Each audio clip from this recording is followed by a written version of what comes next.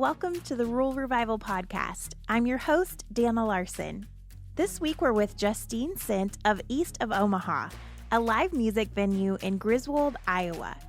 Justine shares about how she and her family are bringing live music to Griswold and how that was inspired by some time spent in Nashville.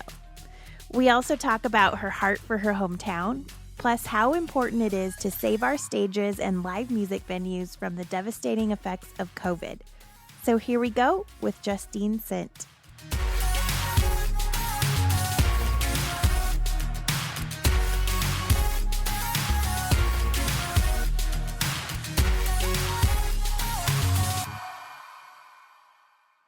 All right, well, we're here today with Justine Sindt of East of Omaha in Griswold, Iowa. Justine, thanks so much for being on the podcast. Well, thank you for having me. Absolutely. Well, tell us about you. Are you an Iowa native?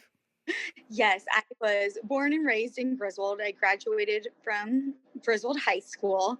My parents are both from here. My dad's family actually moved here, I think, in like 1905 or something. So he's been his whole family's always been from the area. And my mom moved here when she was in early elementary school. So she's essentially always been from the area too. So but I then moved away for college and then moved around a little bit. And then I moved back here in 2017. So I've been back for a few years now. I love it. Well, you and I both have something in common. We've both lived in Nashville. So tell us a little bit about your time there. Yes, I love that because I love talking to anybody who's ever been to Nashville or lived in Nashville because it is the most amazing city. I just love it so much. I love the vibe. I love the just like the feeling of it all. It's just such a dreamer city and entrepreneurial city. Whatever you want to do, you can do it. You can go out and make it happen. And it's just, I don't know. It's hard to describe, but I know you know what I mean. So Yeah, it's one of those places that there's no other place like it that I know of. And I feel like it taught me a lot about entrepreneurship and creativity because a lot of people there they're not afraid to try stuff and see if it works. yeah, no, absolutely. It was a great experience. It was completely invaluable. And like you said, like it was just, there's so much creativity there and so much thinking outside the box and, unconventional things and whatever you want to do. Yeah, just go do it. Yeah, And everyone's supportive. exactly. Well, I'm curious, what was it that brought you back to Iowa? So what brought me back is probably what would bring a lot of people back after a while is just my family. I am one of 5 kids and we are just all very, very close. My parents are, it sounds so cliche, but they are my absolute best friends. They are the most fun people ever. And I miss them so much. I miss missing out on different life events, even just like small holidays like Father's Days or, if one of my siblings graduated or, stuff like that. So I just decided it was time to move closer to home and be closer to family. Yeah. So is it safe to say that Nashville inspired your idea for East of Omaha? It very much made it a lot better and a lot more like, I think I can do this. It was definitely my parents, their original idea, and we can dive more into that as you want. But we had purchased right when I moved back.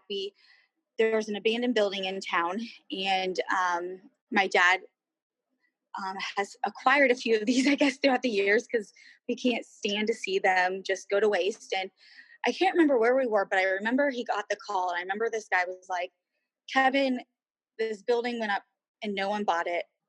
What are we going to do with it?" Because it is literally in the heart of our main street. I mean, in smack dab the corners, like it is the heart of our main street.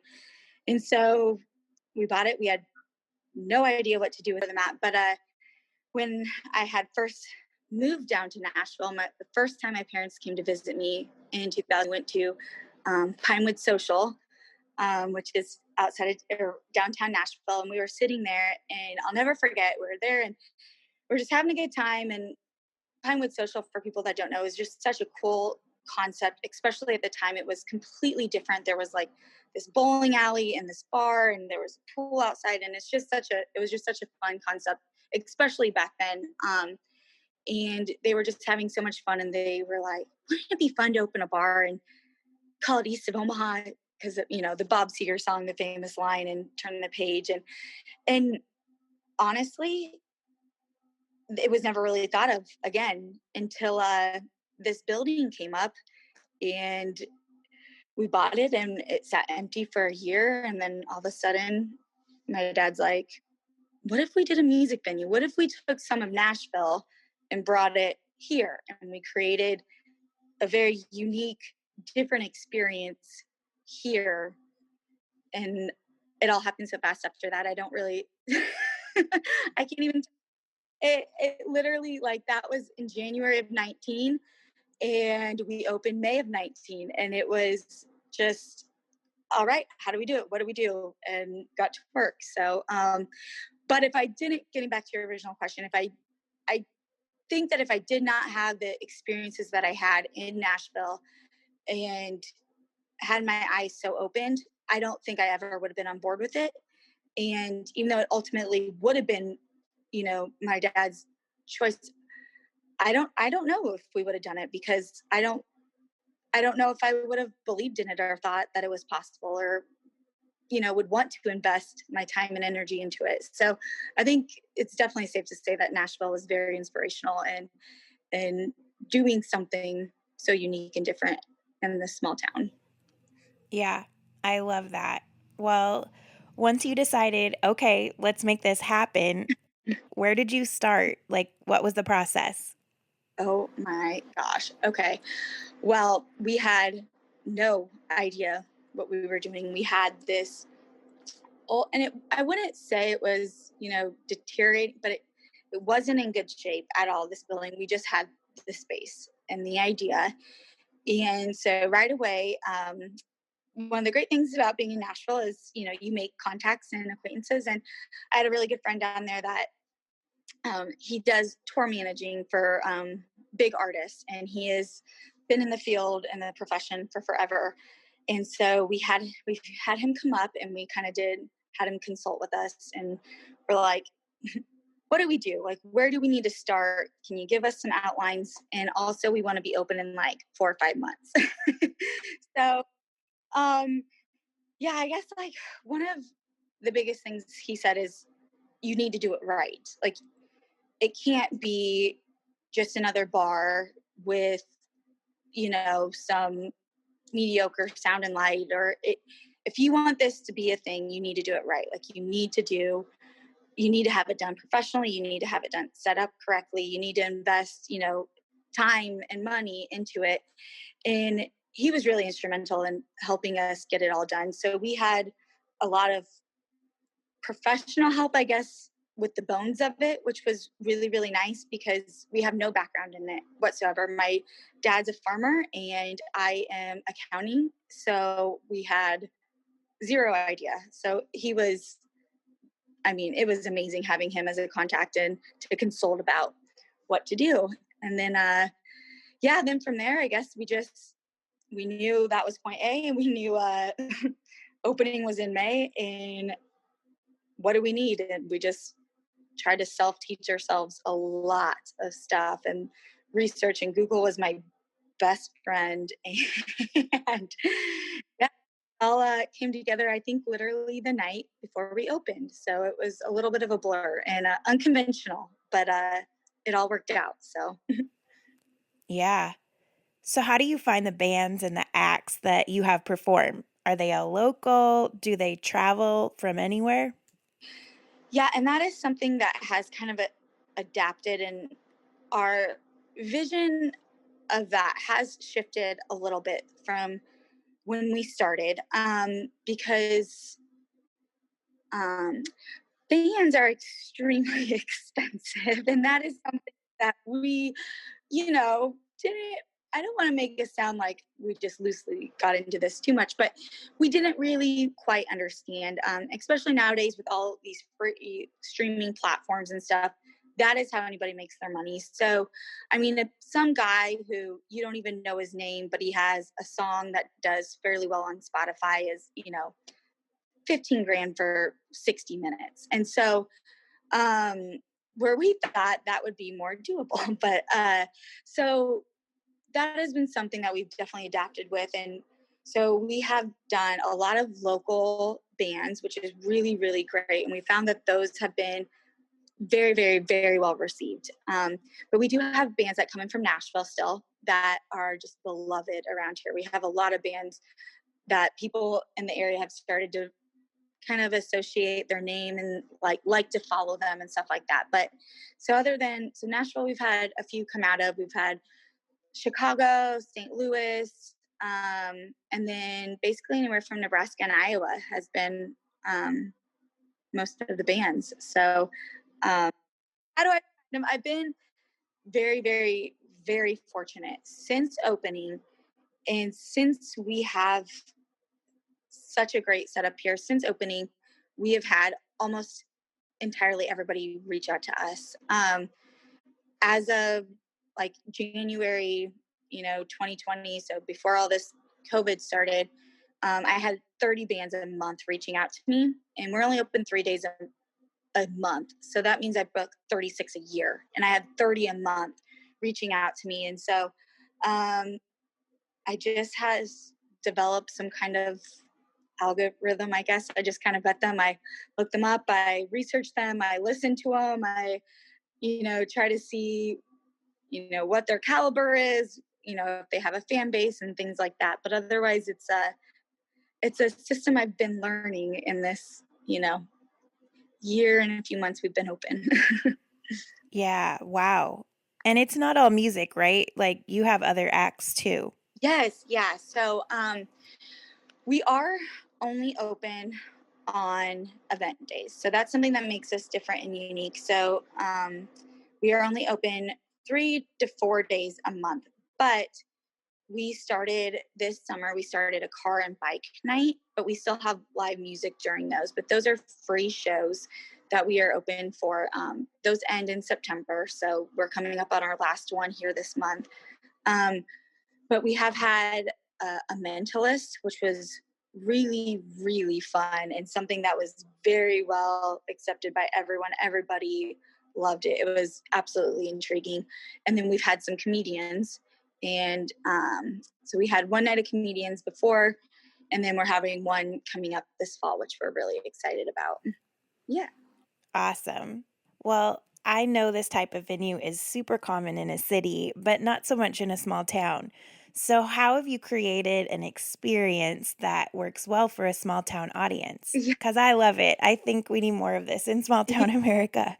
That is something that has been it's been such a balancing act, and something that we didn't think of too much when we first started until we got into it, because um, it's definitely a unique situation that we have. And I think what's made us successful is like, we've always kept in mind that we are in a small town. We've never tried to be a city, and we've had to adapt to that. And that has been things that have been, harder for other people to understand. When people ask, why aren't you open more than 3 days a month? Well, it's because we're in a small town, and our target audience are the people that we're attracting.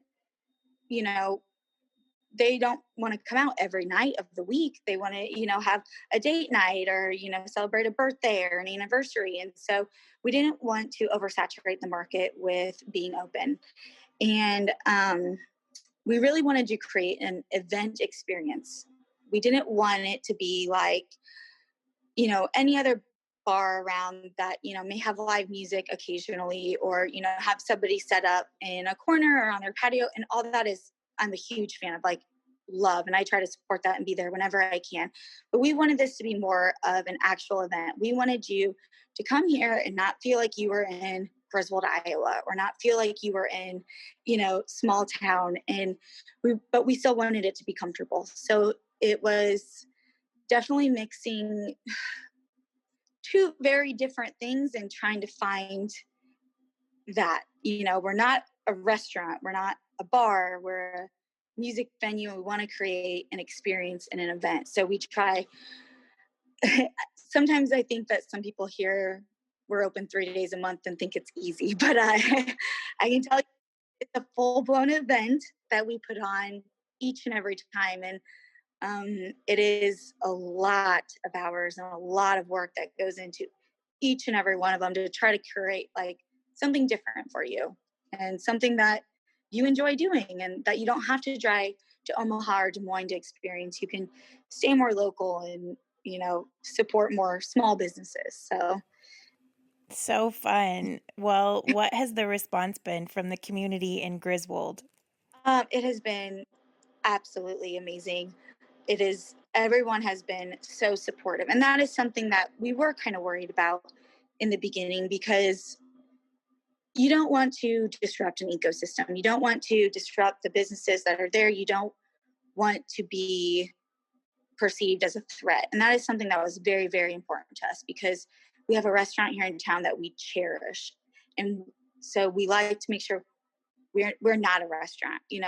We want people to come to our events and we want them to eat at that restaurant.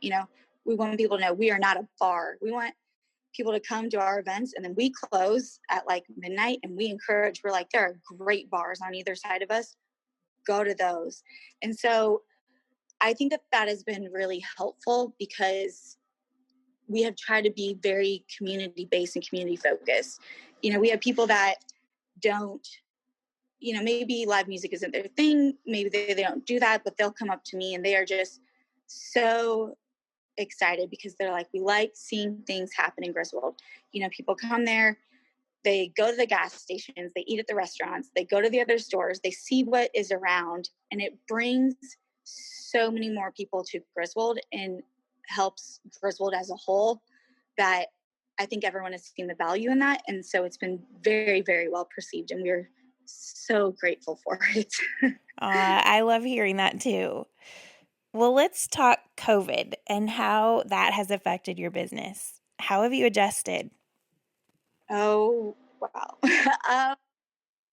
It's been a completely, that has been the hardest thing as someone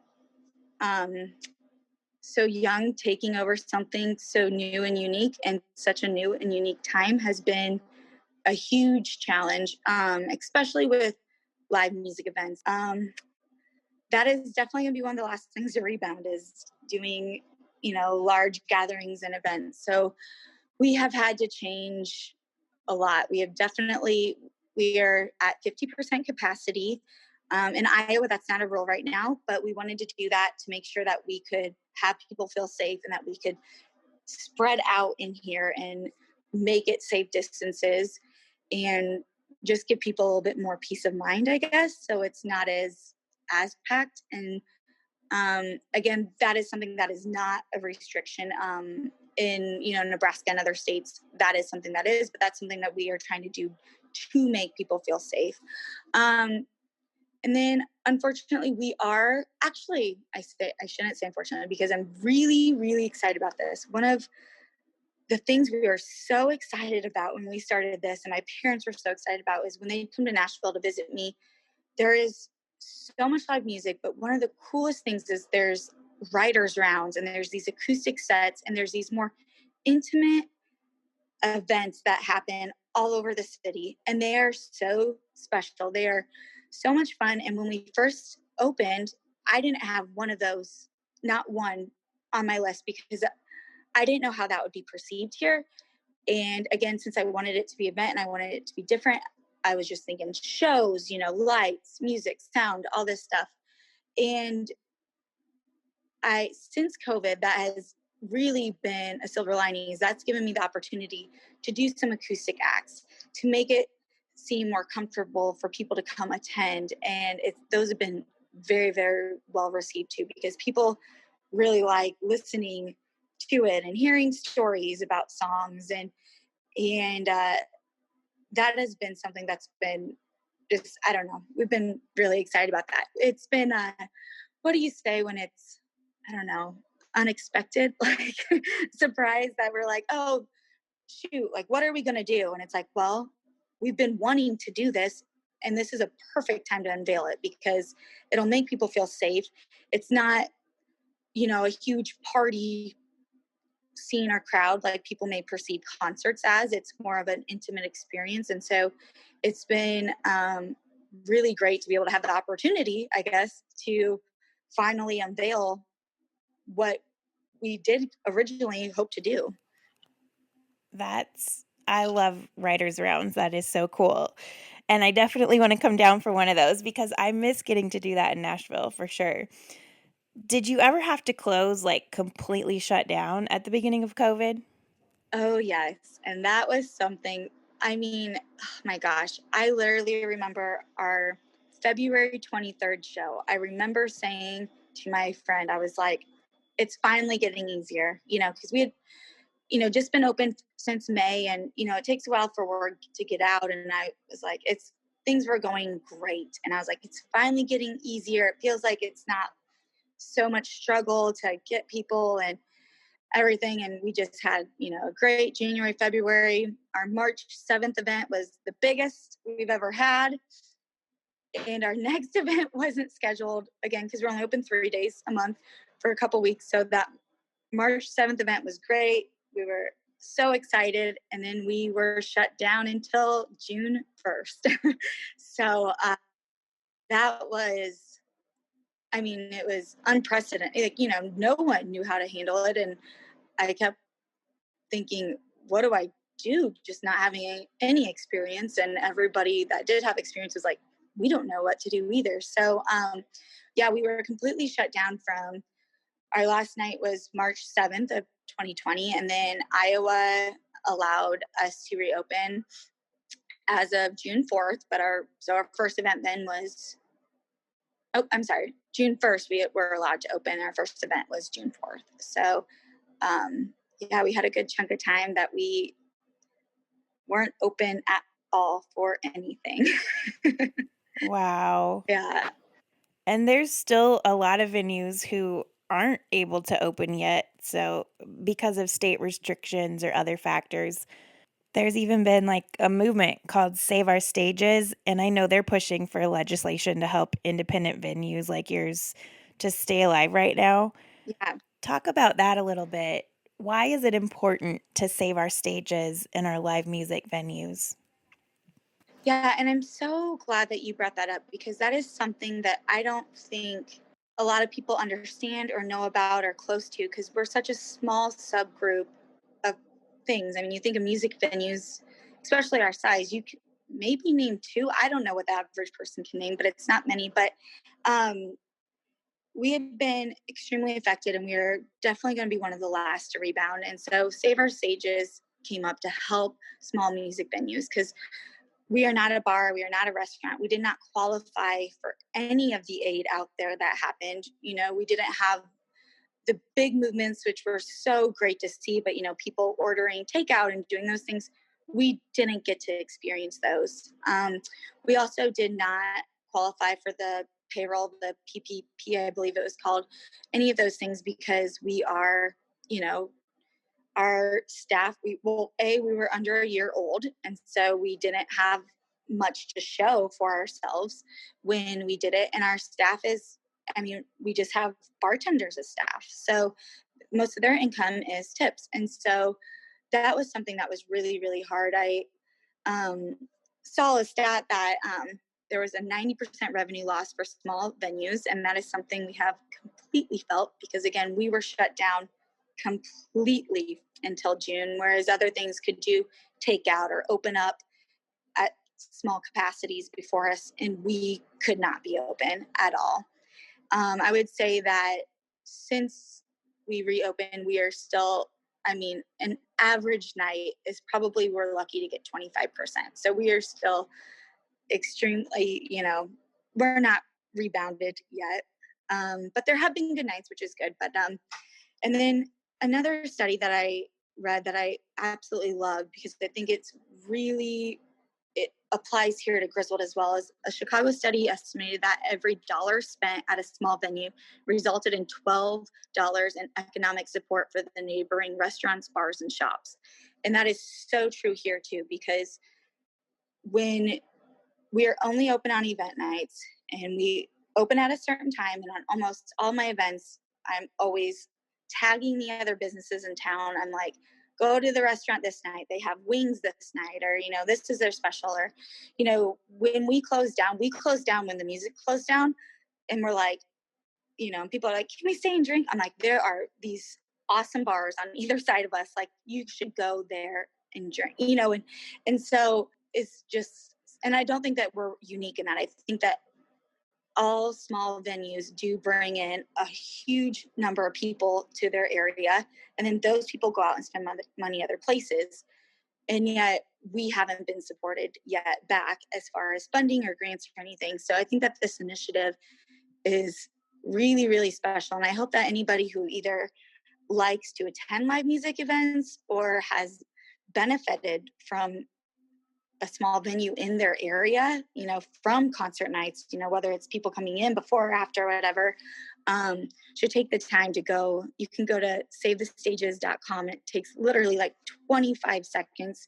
You just, put your info in there and it sends it off to your local Congress, and they are trying to push it through right now to help small businesses like us right now. Yeah, and I'll link to that in the show notes so everyone can go do that. Yeah. How can we help support you and other venues like you right now?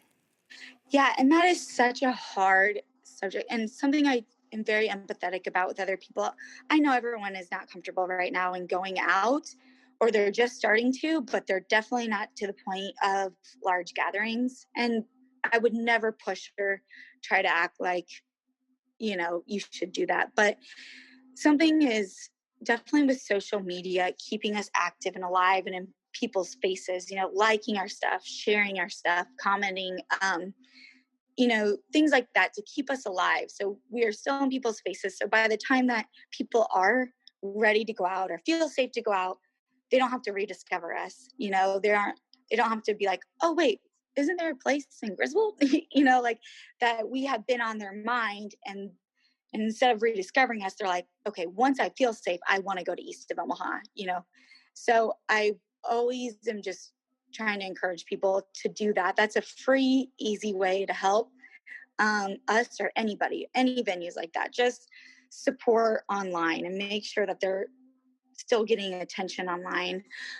Also, ourselves included, usually places have gift cards. And so like for us, you can go on to our website, eastofomaha.com, and you can buy gift cards so that when you are ready to come out, or if you know somebody that, is feeling safe going out, you can, give them a gift card and then they can come here when they're ready. I love that. Well, we will jump on that. And I know I can't wait for live music to come back full swing. I miss it. Yes. I think when everything does finally pass, with the COVID stuff, that I think our venues are going to be packed. And I am so excited for that day for you and for everyone who's doing what you're doing. Yeah, it is such a cool experience. I just joked, we had a event on September 11th, and it was my first real time not working in any capacity, and I just got to like have fun, and it was just so much fun. And I haven't missed one since we started, but sometimes we're so busy or it's a different mode, and I'm attending to people because usually I'll bartend it too and work it, or and working it in some capacity. But to actually go to a live event is just so much fun. And it was the first time that I really got to fully enjoy it in like all its glory. And I was just like, I don't ever want to work again. Like I just I just want to attend them all just to attend and just to have fun and just, just experience it. It was just so much fun. And I hope that when people are ready, like they don't forget how much fun that they are, because I had almost forgotten, and I had been to them, but it's just a completely different aspect when you're working versus just being able to attend. So yeah. What do you love about Griswold and living there? I know your family has, you mentioned this a little bit, but you have really just kind of wrapped your arms around this town and said, we care about this place and we want to invest in its future. Yes, like, I know that your listeners can't see me right now, but I feel like it's like I'm like a proud parent of Griswold, and I have just moved back, and I just feel like it's such an exciting time right now for Griswold and really all small towns. I am a fan and I listen to your podcast, and I've seen everything going on across. I mean, all small towns right now are just booming, and everyone is taking pride in revitalizing everything. And Griswold has been no exception. And we have just everyone has come together, and there's been new businesses in town. There's been revitalization of buildings and just making them, look better. We just got a new school, which is just outstanding. And we have a fantastic school system with amazing educators.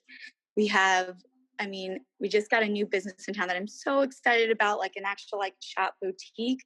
So we've been supporting that. And I don't know, it's my hometown. So I love it. And I see it for just everyone is just so supportive. And I'm sure a lot of hometowns have a lot of hometown pride, but it's definitely it's a town that's come a long way in a few years. It's come a long way, and we're just really, really proud of it. And we've been standing out, which is exciting. A lot of towns have used us as examples. I've had a few towns reach out to me personally and ask. And in February, we hosted a economic development conference here at East of Omaha, which was focused on small towns in Iowa revitalizing. And that was a great opportunity. I think there were 36 small towns represented here, and everyone got to share kind of like their stories and see what's going on and how to make their towns better. And it's just something that Griswold has just continuously done each year, is just try to improve on itself. So yeah, no, I just love it. It's just such a cute town. It's fun to hear you talk about it too. Why is it important that we invest in our small towns and in our rural communities for the future? It is something that has never been more important to me than when I moved back. And so when I moved back, I remember asking my dad, because he would buy all of these, whether they're abandoned buildings or just kind of falling apart buildings or buildings nobody wanted.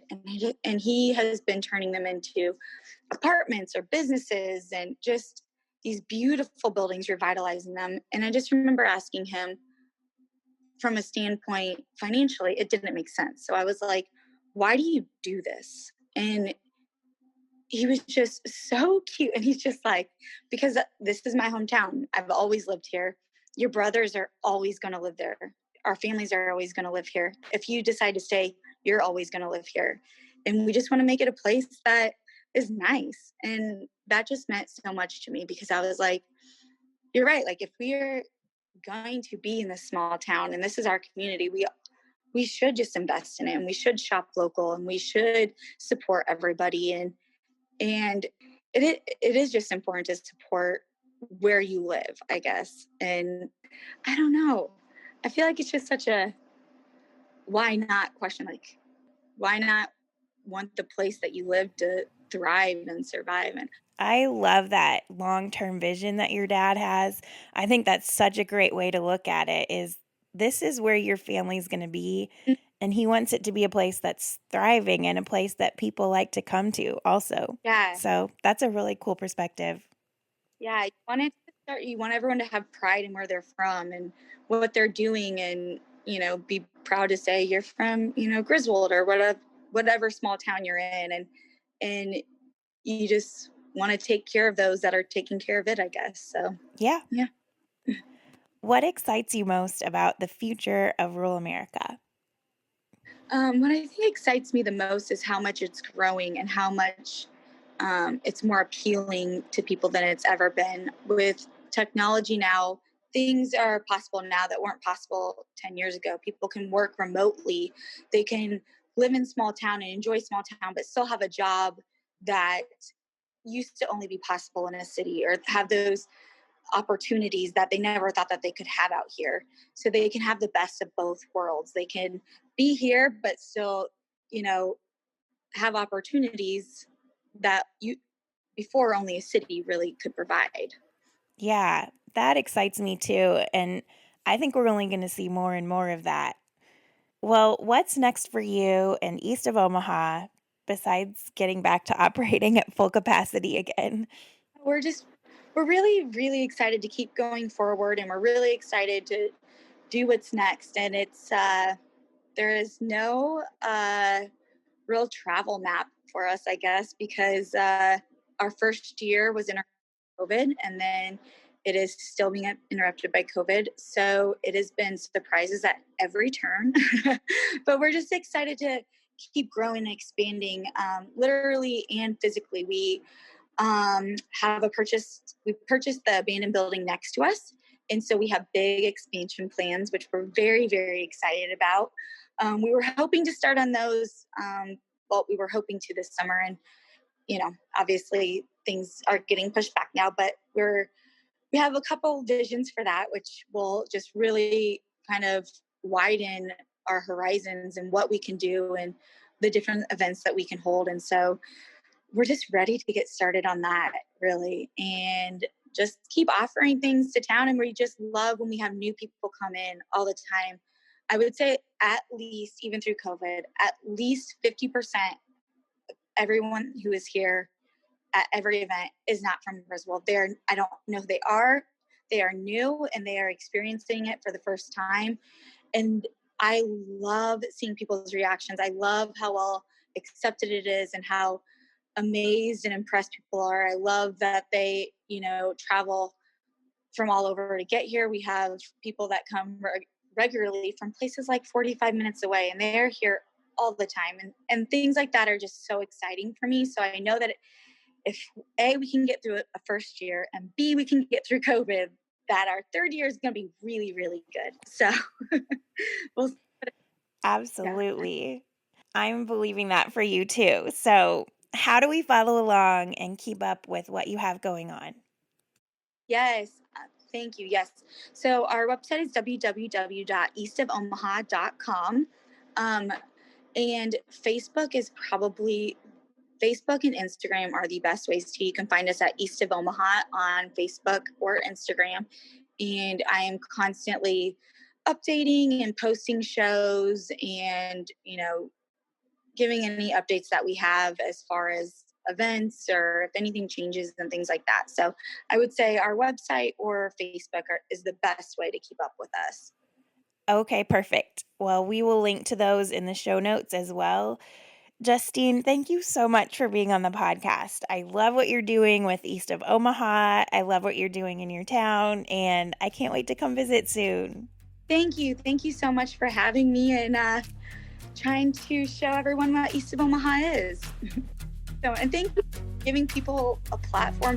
I love that you do this. Thank you so much. It's an honor. Well, I love Justine and her family's vision and perspective on their hometown and what they're doing to make sure Griswold is a thriving place for future generations. And I really appreciate Justine sharing about how COVID has affected her business and how we each can do our part by signing the Save Our Stages petition. You can find that at saveourstages.com, and I will also link to that in the show notes. I trust you're super inspired from today's episode and probably have a handful of people you know would love to hear it. So go ahead and text them the link and leave us a kind review while you're at it so we can keep spreading the Rural Revival message far and wide. And stay tuned in with us on Instagram and Facebook at Rural Revival Co. to keep updated on this podcast and all things Rural Revival related. And we'll catch you next time on the Rural Revival podcast. Have a great day, everybody.